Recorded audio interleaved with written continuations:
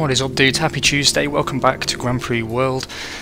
We will be running rounds 3 and most probably 4 of the 2003 season, where we've got off to a pretty good start with Giancarlo Fisichella, who's had 2 wins from 2 rounds, but Pedro Diniz has failed to finish on both counts. Before we go any further, big thanks to Paul Weller, the YouTube person, not the musician, I think, unless you're the same person. He pointed out something really true, and I've been completely overlooking it, and hopefully I've proven by now that I'm not above admitting when I'm wrong or when I've screwed up. And he's right that I have been screwing up recently. It's something I was a little bit better at earlier in the playthrough when it was more relevant, but there's no excuse for me being lazy and overlooking it, and that is our test program. I've been complaining like a moron that we're not getting enough engine testing points out of our testing, and then I'm ending a turn with a whole bunch of our mechanics completely free, doing nothing, and they could have been boosting the output from our testing, but I'd just been keeping it standard. Like this is sort of standard we were running when we were a much smaller team and we needed to save the mechanics. These days we don't need to be anywhere near as conservative, and we can actually run less miles with much more or much better targeted use of our mechanics and still be able to get the cars into perfectly race-worthy condition. One thing he did say was to evaluate how many of our mechanics are required to bring the cars into race condition before running testing. That's the only thing I'm going to disagree with you on, Paul. That's simply because if we look at how easy it is to put the cars back into race condition following the race, that doesn't account for the extra wear put on from the testing itself. And we could easily find ourselves a few mechanics short of a mechanic party, if that's a phrase. But the general premise you're completely spot on about, and there is no excuse for me failing in that way when this is supposed to be my best attempt, I suppose, at a how to play playthrough. So bonus points to you, sir. Thanks very much for watching, taking time to comment, and most importantly correcting me. Moving on, we were going to address the Pedro Diniz issue. At the moment, I don't necessarily think the problem is the car, but call me superstitious. I'm going to move him into car 3, which, if you remember, is something we did last time he was having a DNF problem. We will also, for the race, reduce how hard he pushes. I've been giving it some thought since the last episode, and it occurs to me that he is now statistically faster than he was. Let's look at him again. Yeah, he's got level 3 for speed now, but his skill has not actually increased. So my guess is that he's like a young Spider-Man struggling to contain his newfound power. And with great power comes great responsibility not to bin it out of turn 3. So we will be asking Diniz to take his foot off the pedal a little bit. This does put him at a further disadvantage to Fisichella, and I realise it's going to exacerbate the difference between them, but we need both drivers to be picking up points. We can't be carrying dead weight, particularly next season, but of course also this season, so it's very important that we get that sorted. So moving on as well, let's see if we've got more space to hire people. Yes, we do. Some more mechanics as well. Right, I've read through the comments. People are almost universally, if not universally, in favour of retaining Giancarlo Fisichella, even though his wage demands are significantly increased. I'm prepared to defer to you guys on this. I agree that really he's the best driver available to us within budget. And even though that budget is now stretched a little bit further by his extra 1.3 million a season, it's the right investment to make, and we are retaining Pedro Diniz's best part of 10 million a season, so we'll just have to make it work that way. So Giancarlo Fisichella will be staying with the team through till 2005. At that point, we will again look at the situation on the ground. Maybe Alexander Wurz is free at that point, and as long as his stint as a test driver doesn't do him any harm, because I believe he's signed as a test driver, but I could be wrong. I hope I'm wrong. We hope to eventually grab him from Ferrari, and of course we'll look at the driver market a little bit nearer to the time. The other thing, of course, is that we now have to be a little bit less shy about firing drivers, and if Diniz continues to fail to deliver, at some point we're going to have to make a very hard decision, because at the moment we're stuck with him for another 3 seasons, and if this is the start of a slow decline, I mean, he's not getting any younger. He's 32 this season. By the end of his contract he's going to be 35, about retirement age. In Formula 1 terms, we should probably keep our minds open about replacing him at some point. So, let's continue. We have upgrades and things ready for the car, I believe. We've already done all the design stuff, but we need to deploy this technology upgrade. I'm going to continue to focus on reliability early in the season, because obviously that's going to pay dividends, we would hope. And still no notice from the FIA if our chassis design at the moment is going to be legal, but I'm really hoping it does. I don't want a setback like last season where we get hit around round 5 with having to completely restart our car design. The supercomputer has been ordered, and we will at some point make a decision later in the season if we're going to upgrade the factory. So let's hit the test track, shall we, and we'll try and be a little bit more professional with our testing. So I'm going to continue to focus primarily on engine testing when it comes to outright testing. Fortunately, I'm still going to keep points distributed to.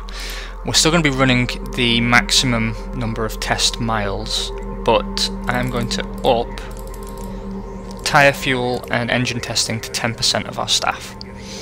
We only really, if I've balls this up in some way, we only really need to be able to repair 2 cars into race condition. 1 we get for free anyway, because we have 4 chassis. Car 4 is a research and development car, and that just sits on the testing rig and augments our data. Car 1 is already knackered. Car 2 is already knackered.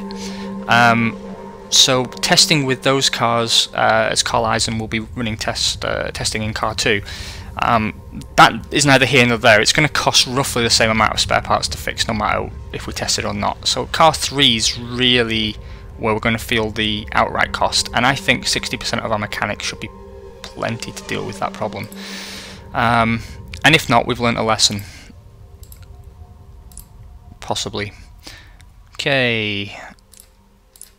Test away. That's much better. So thanks Paul Weller. I never thought I'd be saying that on this channel, but thank you, Paul Weller. Okay, I'm going to keep just adding 1 and 1 all the way along. Which tyre gets some love now? I think it's going to have to be... Oh god, the wets are still a problem. I'm going to go for the hard tyres first, because we should in theory be using them more often. Okay, and on the engine front we still have much work to do. Apparently a large part of that testing and all that stuff we had to do was crashing the game, so I've just rerun everything again. I'll put double points in both of these things, and then we're kind of getting on some sort of level. It's still taking more work than I anticipated to get the technical side where we wanted it, but at least it's coming along. Now we've got lots of spare parts, which is good news, so I can build this technology upgrade without any hassle. Let's now fix up car 1 and car 3. Oh yeah, yeah, we're good.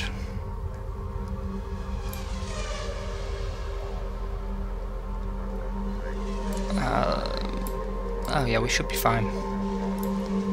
We should be fine.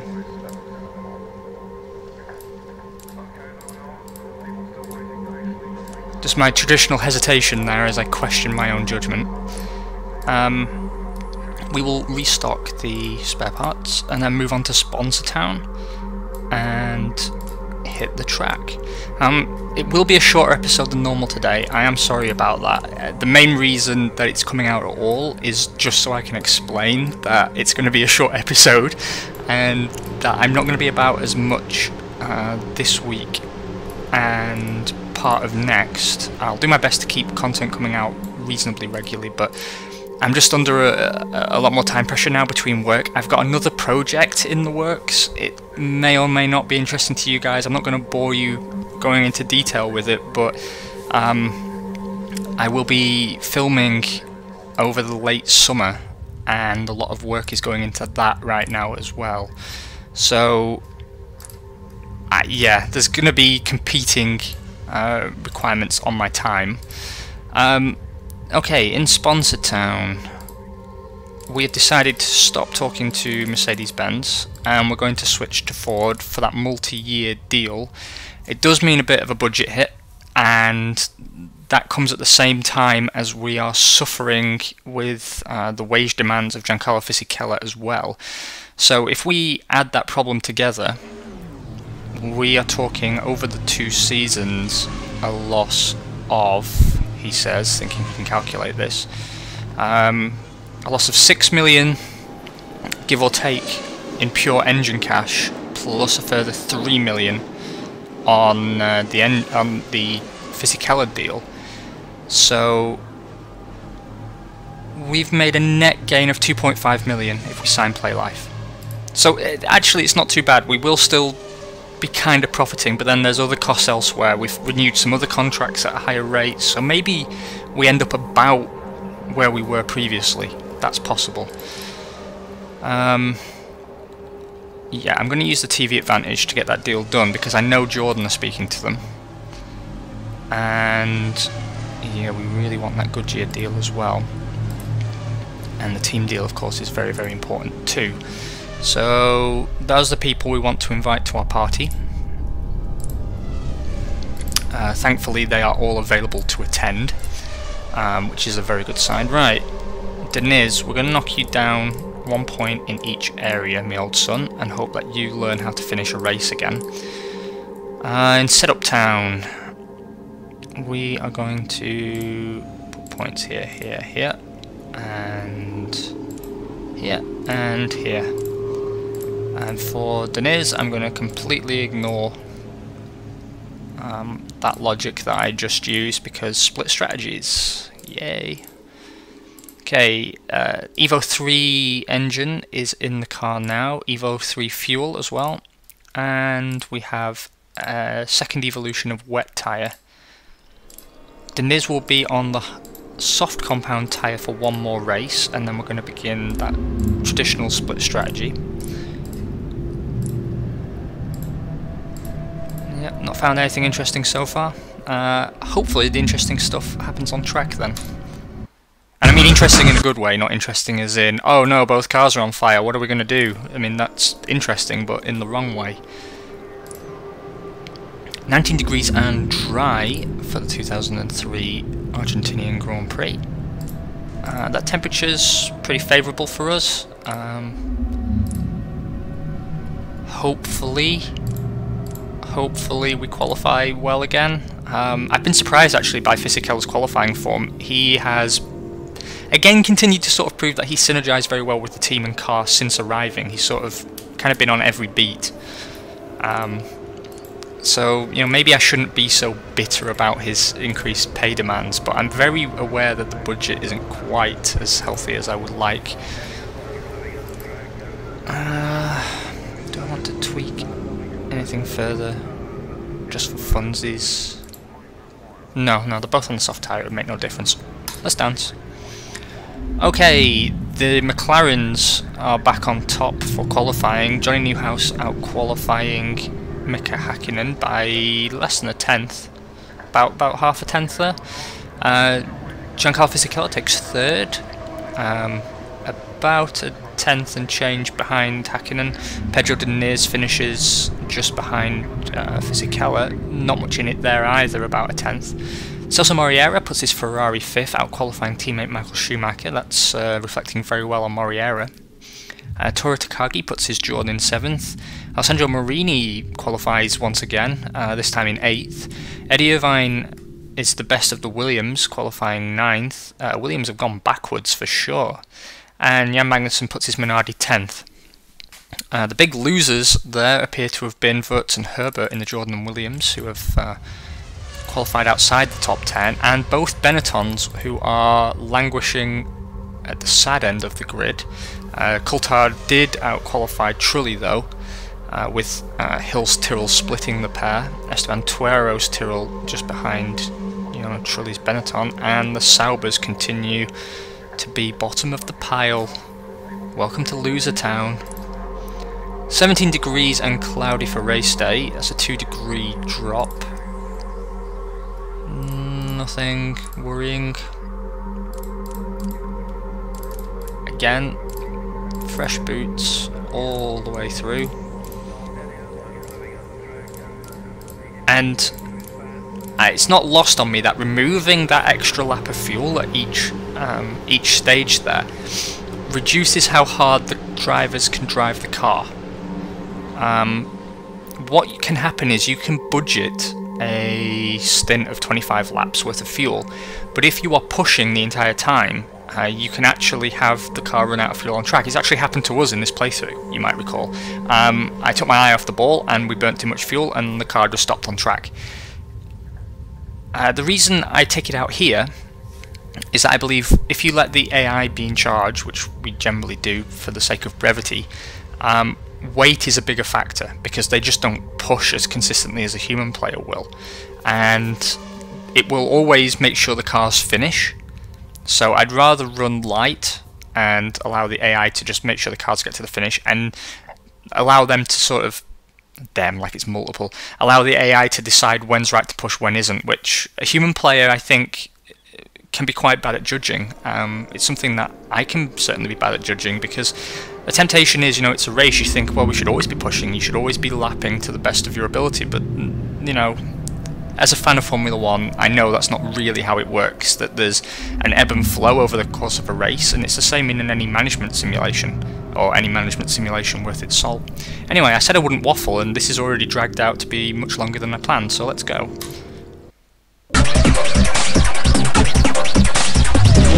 It's another win.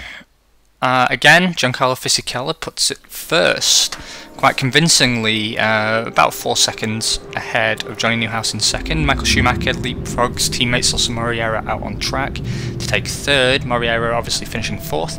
Eddie Irvine has a hell of a drive from 9th to 5th, and Mika Salo's Minardi takes the last points paying position, so good day out for him. Losers have been Pedro Diniz to engine failure, Ricardo Rosset Stewart had a driver error, Damon Hill's Tyrrell also an engine failure, and an unknown problem stopped Alexander Wurz's Jordan out on track while Mika Hakkinen suffered a suspension failure. Fisichella's getting pretty comfy up there at the top of the Drivers' Championship, while we are only 8 points clear of McLaren, who have a tendency to double score. So the Constructors' Championship is certainly not in the bag while Diniz continues to fuck about the way he is. Right. Don't get me wrong, I'm not actually blaming him for an engine failure. I understand it's not necessarily down to his driving, but he's certainly receiving the team's share of bad luck. So Fisichella won, with Johnny Newhouse taking pole. Celso Moreira won his first championship point, whereas Diniz had another DNF. Anything else? Jan Magnussen has signed for Stewart, so he'll be returning to Stewart after a severe 5-year absence. The fastest lap went to Johnny Newhouse. That's concerning because we have, since 2001, been capable of posting fastest laps almost every round. Even when we weren't winning races, we were often winning in the speed traps. So the fact that this is the first race I can think of for a while where we haven't had the fastest lap makes me worry about where we are in development here. Tyrrell have signed Rory Byrne. That's a hell of a signing for them. That's massive. That is massive news. McLaren have signed MasterCard. Both Prost had a great race start, which means they should potentially be running traction control. The chassis regulations have been announced. That's very important news for us. And Jordan have signed Ian Phillips and Carl Gaydon, so that's pretty big news for them as well. Right, let's see if the car's legal. It is. Oh, that's fucking fantastic. I really needed that to be the case. Let's move on to the CFD stage. The CFD stage is complete for the B-spec car, so we'll move on to modelling. We've got another technology upgrade to deploy, which means we can start addressing performance again. I'm going to bump suspension up to maximum performance. That's quite an important area of the car in anyone's estimations.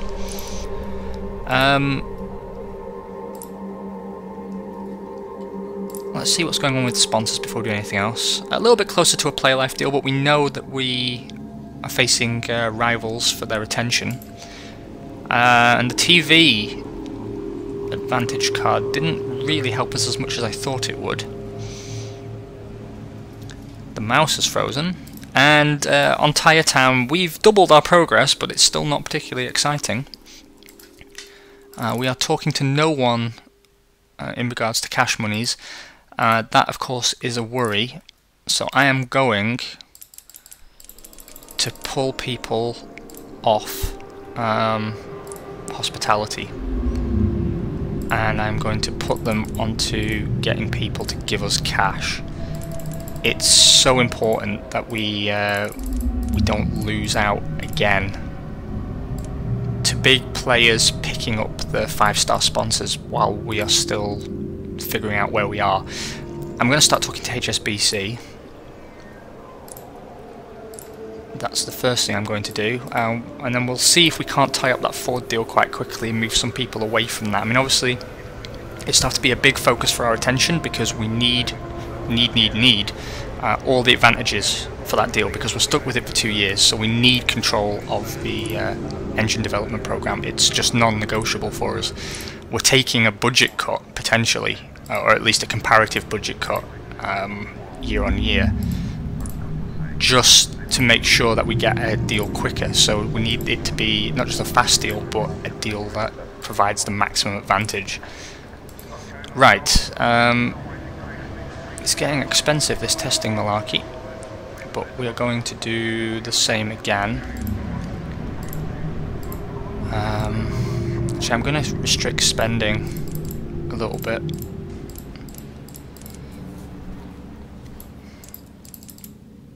Oh wow, I don't really want to go below 300 paid miles of testing there, but that's a significant outset. Right. I think this is a pretty good split.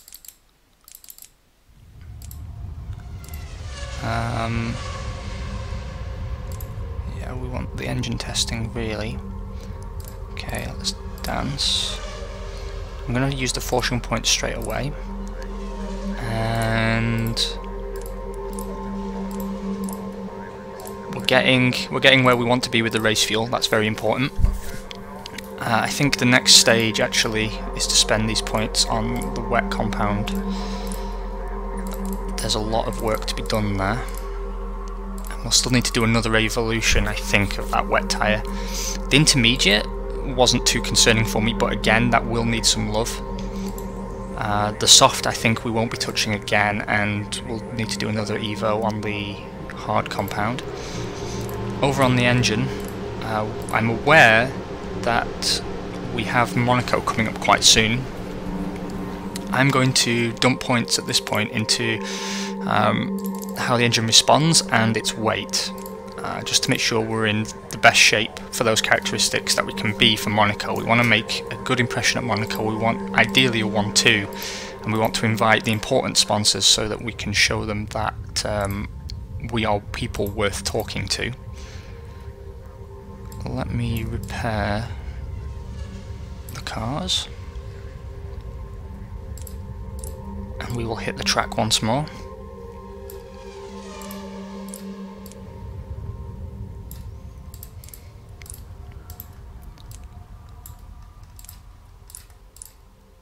Oh, and I must remember to keep pushing forward with the technology. We've seen actually how that has been really helpful. That push that we took through till the end of last season, you have to make sure you're in the right place to be able to do it without, you know, it punishing you. But the fact that we got as many things up to level 5 as we could means that, you know, the technology is in the best possible condition for next season, because just like with improvements to the factory or anything else for that matter, driver aids even, you can go backwards and technology moves. I'm picking my words badly here. This technology, I mean it's all technology, but this specific technology ages and changes much quicker than any other kind. And how strong these scores are next season depend on how well designed your car is, so how many points you've got here, plus who's designed it, plus the morale of your staff, plus the quality of your staff, plus the basic standing point that your technology is in come season end. If you are experts in brake systems like we are at the moment, then it's much easier to come out with a car next season that has great brake performance and reliability. It's not guaranteed, but it certainly helps. Okay. The traction control system is nearly done. I'm not actually actively developing it at the moment because there's no need. I'd much rather focus on getting the AR 2004 ready as quickly as possible before I start diverting staff over to a system that might not be homologated.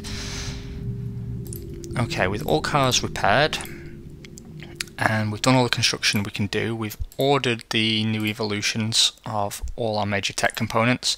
We are inviting the important sponsors to do important sponsory things. And pit crew is set up correctly. I'm not going to reduce Pedro Deniz's aggressiveness any further because we haven't really seen the true effect of it in race conditions. Deniz I'm going to set up following the kind of the conditional attributes primarily, whereas with Fisichella I'm going to focus a little bit more on the performance attributes. Yeah, they both got extra dry setup points there, that's important. Okay, we've got a new engine, we've got a new fuel formula, and we have a new hard tyre that Pedro Deniz will be debuting. That looks good to me. Now, in case any of you are wondering, I don't think the fact that he spent most of his career on the hard tyre and is now running the soft tyre has any bearing at all on his DNF rate. It's simply been bad luck, it's simply been failures on the car, whether that's inherent to the car, whether it was a particular chassis problem, or if it's simply that Deniz is driving beyond his capabilities. All of those are real possibilities, and I'm beginning to suspect that he was just pushing too hard for his skill level, and now he's an organically faster driver. He still hasn't developed enough in the skill department to keep the car where he wants it.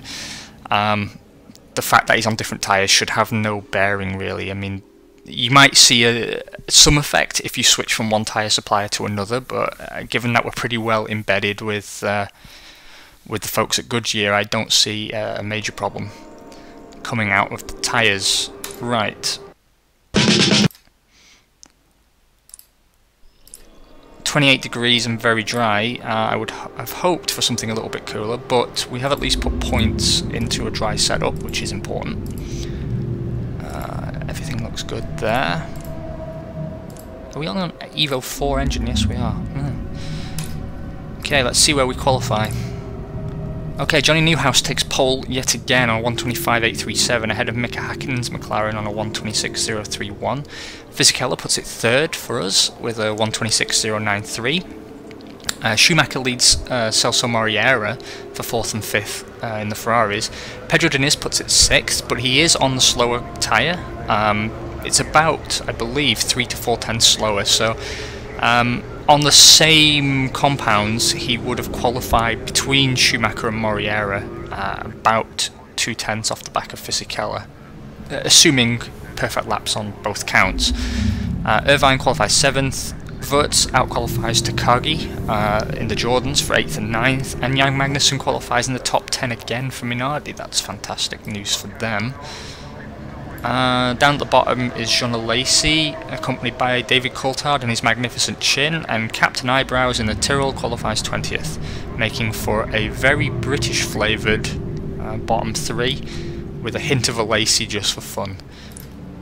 22 degrees and cloudy, it's a bit of a temperature drop for race day, which we know, I repeat it all the time, but that does generally work to our advantage. We will be having Diniz run a 31-31 strategy. It's not a massive difference in lap count actually, so I think I shouldn't worry too much about how hard his tyres will be taking a beating here. It just really won't matter. And that's a 20, 21 and 21 stints for Fisichella there. Right. Don't fail me, Pedro.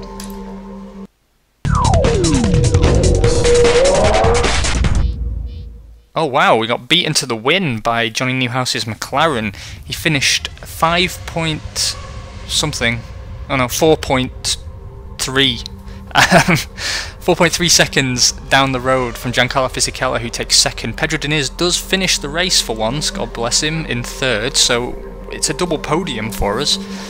Michael Schumacher stays ahead of Celso Moreira for 4th and 5th for the Ferraris, and again Eddie Irvine, great recovery drive to take the last points paying position for Williams. Fisichella is still top of the Drivers' Championship, but the gap to Johnny Newhouse is closing. Pedro Diniz finally has some points on the board for 7th in the championship, and we are still 8 points clear of McLaren, but yeah, I'm actually quite worried now that we're going to drop a lot of points to Newhouse unnecessarily. Hopefully the B-Spec car begins to shift things back in our favour, and I'm a little bit worried still about Diniz's consistency. 8 points is not an amazing gap, and given that McLaren generally finish both cars in the points, I think there's going to be a much closer fight this season than we saw last season. Thank you guys so much for joining me. I'm sorry it's been a bit of a scatterbrained episode again. They do turn up every now and again, but hopefully I've covered the main points. I hope you've had a great week so far. I will probably talk to you tomorrow if I get a moment. Otherwise, have a great week, and don't worry, Friday's not far away. Catch you later.